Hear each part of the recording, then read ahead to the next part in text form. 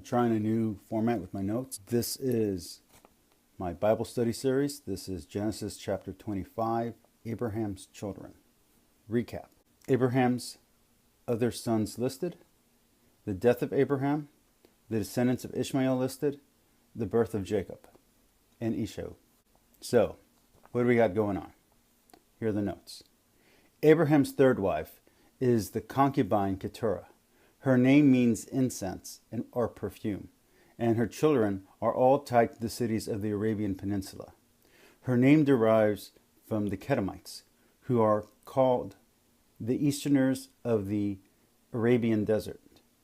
Of the 6 children of Keturah, 3 are known today: the Midians, the Ishbak, and the Shua, who are respectively the people of the Aqaba Gulf, the Syrians, and then a group of people who lived on the banks of the Euphrates.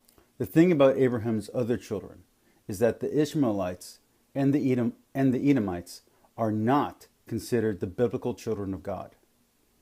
Therefore, one can conclude that godly adoption is not accomplished by the flesh, but it is accomplished by embracing the promise of the Word through faith. The descendant list usually conclude the previous narrative, as it does here. It is important to note, however, that the events of this chapter are not chronologically ordered or organized. This is evident by the fact that the notice of Abraham's death is premature in light of the rest of the narrative. His death here is still significant because the wording hints at an early biblical belief in the afterlife. So you want to know where we get the idea of an afterlife. If you're of an Abrahamic faith, this is basically where we get it from. Then we get to the next 2 luminaries of the text. Within the meta-text, Ishmael prefigures Esau, just as Esau reflects Ishmael. The condition of Ishmael's descendants in his descendants list is the biblical fulfillment of the predictions of Genesis 16:12. Also, Abraham's story ends a narrative that started several stories earlier. Then we get to Rebecca's inquiry. So she starts having stomach pains because of the pregnancy, and the 2 kids seem to be fighting in her stomach. Rebecca's inquiry of the situation of the children in her womb, if read between the lines, can be seen to shed light on the pre-Israelite Semitic practice of seeking advice from divine oracles at local sanctuaries. So that means that the pre-Israelites were practicing paganism, and a similar paganism to that of the Greeks, Egyptians, and Mesopotamians. The narrative and events of this chapter are important to Christians as well. For according to the Gospel of Matthew, Christ comes through Isaac's bloodline. These stories have a narrative cycle and recurring themes. Here, those themes are birth, blessing, and inheritance, contrasted with barrenness, curse, and exile. Cain and Abel, Ishmael and Isaac, Esau and Jacob. And later, this cycle will inform the narrative of Joseph. It prepares the reader's expectations and primes their emotions to accept the moral of that story. The story of Joseph and his brothers. Theologically, this chapter is also extremely important because it establishes the ability to plea and effect change, to appeal through prayer, which can be seen as yet another biblical underpinning for the case for free will. Mind you, and I need to say this here because this will start coming up, some of my personal beliefs are going to start bleeding into the interpretation because we're getting to some theological foundations. I believe in free will and free choice. That's going to be reflected in my interpretation. I'm just letting you know. All right. The text and wording here is not a case for destiny, nor is it an argument for predestination, but it is a building block for establishing the concept of divine foreknowledge. This can be illuminated by the later text of many will be called, but few will be chosen. Here, that can be seen to say, but few will answer. From this point on, Rebecca can be understood or interpreted in two ways once she gets this knowledge from the oracle, if you want to read it that way between the lines. She can be seen or understood in two ways. One, as knowing God's will, or two, as being mean and manipulative, depending on how you read between the lines. The area that they're at, or that they go to, Padan Aram, is northwest Mesopotamia. It is between the harbor and Euphrates rivers. The name means garden road of the Arameans, but it can also be translated as the Aram between two rivers.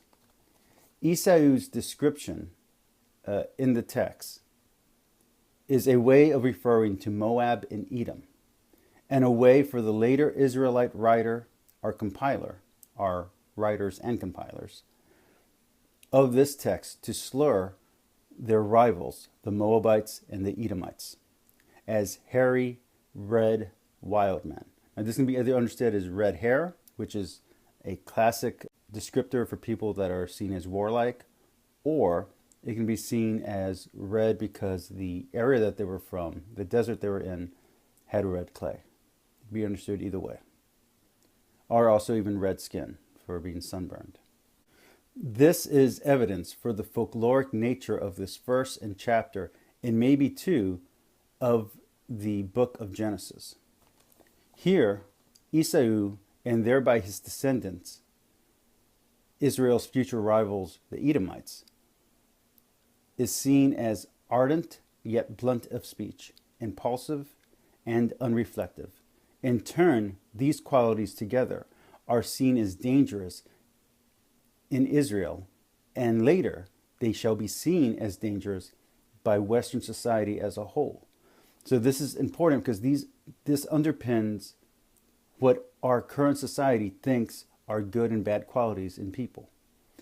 This is how far back our ideas go. So regardless of when you think this story happened, or if you think this story happened, this story, once it became public knowledge, became the basis of what we nowadays consider couth or uncouth. Okay, so you have to understand how deep this goes in our psychology. What Esau loses in this chapter is his right of firstborn. This right gave its bearer a position of honor, entitlement to double a share of any inheritance, and the leadership of the family after the death of the previous head of the family. Here, family can mean tribe or clan. It doesn't just have to mean the immediate family. Specifically in ancient times, family means more than just your immediate relatives.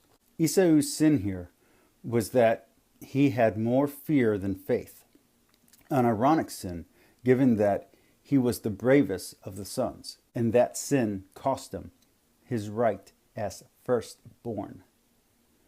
This may seem odd to some readers who are not familiar with ancient Semitic cultures, but the text establishes for the unfamiliar the concept that a thing once sworn cannot be undone. Here, that thing can be understood as a promise, a blessing, or a curse.